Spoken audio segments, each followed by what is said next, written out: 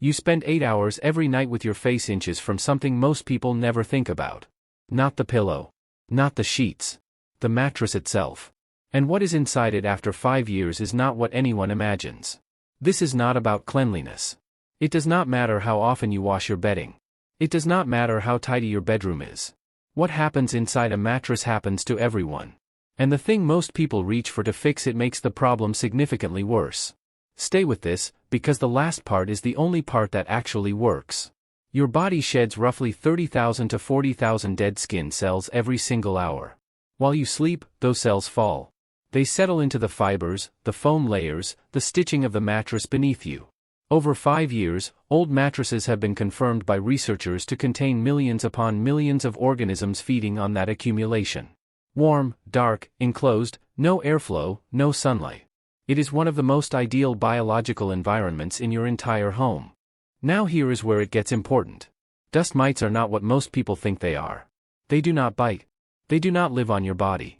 They are arachnids, the same family as spiders, and they live deep inside the mattress feeding on those dead skin cells. A single mattress can house anywhere from 100,000 to 10 million of them at any given time. But the mites themselves are not actually the problem. What they leave behind is. Every dust mite produces up to 20 fecal pellets per day. Each pellet is roughly the size of a pollen grain, small enough to become airborne and small enough to be inhaled without you ever noticing. Those pellets contain a specific digestive enzyme called DRP1. It is not a simple irritant. DRP1 is a protease, meaning it actively breaks down tissue. When it contacts the lining of your airways, your eyes, or your nasal passages, it does not just trigger an allergic response.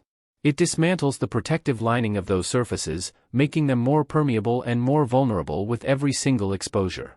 Scientists have identified 19 separate allergens produced by a single dust mite species.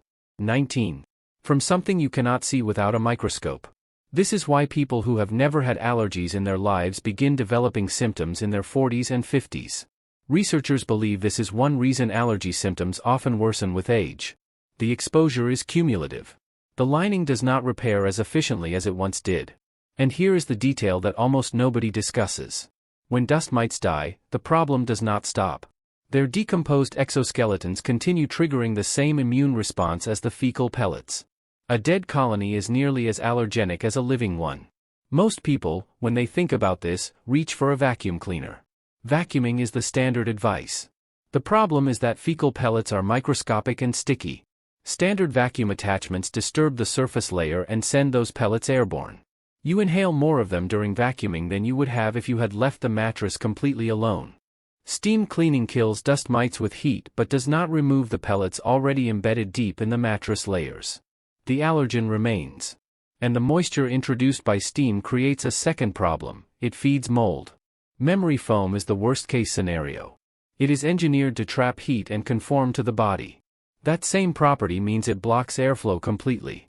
Your body releases roughly half a pint of moisture every night through perspiration. In a memory foam mattress, that moisture has nowhere to go.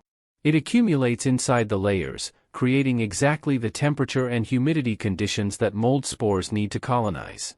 The mold grows in complete darkness, inside the foam, invisible from the surface until it has gone deep enough that no surface treatment will ever reach it. The only intervention that actually works is a certified allergen-proof encasement with a pore size of 10 microns or smaller. At that size, fecal pellets cannot pass through. The colony inside can no longer feed on incoming skin cells, and without food, the population collapses within weeks. The second intervention is humidity control. Dust mites cannot survive below 50% relative humidity. They do not drink water. They absorb moisture directly from the air through specialized organs. Keep your bedroom below 50% humidity and that process fails entirely. A basic hygrometer costs almost nothing. You spend a third of your life on that mattress.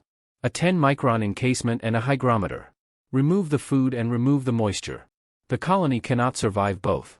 If this was something you did not know, the person sleeping next to you probably does not know it either.